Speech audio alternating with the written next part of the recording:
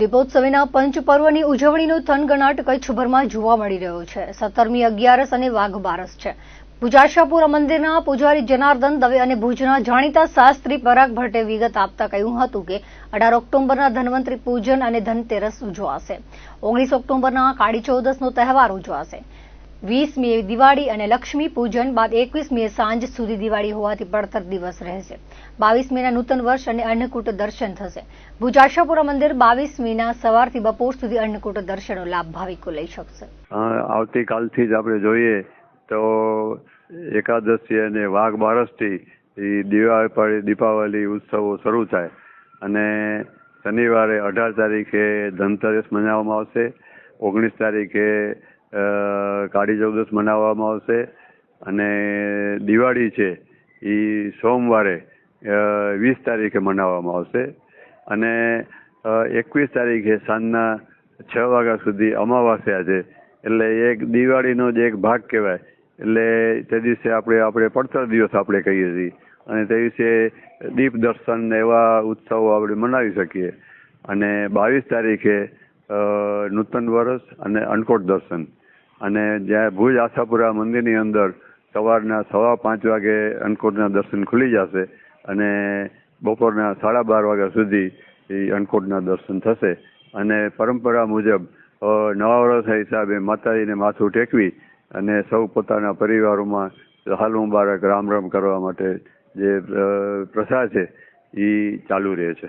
દિવાળી એટલે કે વર્ષનો અંતિમ દિવસ અને તે દિવસે અંતિમ દિવસે જે કાંઈ આપણામાં જે નેગેટિવ ઉર્જા હોય એ આખી પૂર્ણ થાય અને નવા વર્ષના દિવસે એ આખી ઉર્જા નવી આપણા શરીરમાં કે આપણા જે પરિવારમાં આવે અને એક પરિવારની ભાવના તરીકે વિકાસ પામે।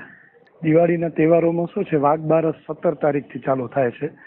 17/10/2025 શુક્રવારથી અગિયારસ ને વાઘ બારસ સાથે છે। પછી 18 તારીખે શનિવારે એમાં ધનતેરસ છે। 19 તારીખે કાળી ચૌદસ છે, આસોવદ તેરસ છે અને સાંજના ભાગની કાળી ચૌદસ છે। એટલે જો સાંજે જેના નિવેદ હોય એ બધાને આપણે 19 તારીખે કાળી ચૌદસના દિવસે નિવેદ કરવા જોઈએ।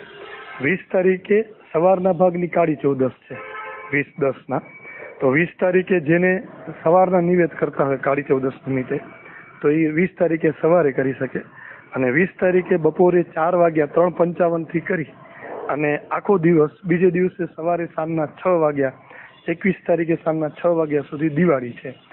જે લક્ષ્મી પૂજન કરતા હોય, ચોપડા પૂજન કરતા હોય તો એ બધા 20 તારીખ ને 21 તારીખે કરી શકે અને 22 તારીખે પછી પડવો છે, નવું વર્ષ છે, જેમાં આપણે અન્નકૂટ દર્શન ને એ બધું કરી શકીએ। દર વર્ષે દિવાળીનું મહત્વ એ છે, દિવાળી મેન તો આ 3 તહેવારોનો છે, ધનતેરસ, કાળી ચૌદસ અને દિવાળી।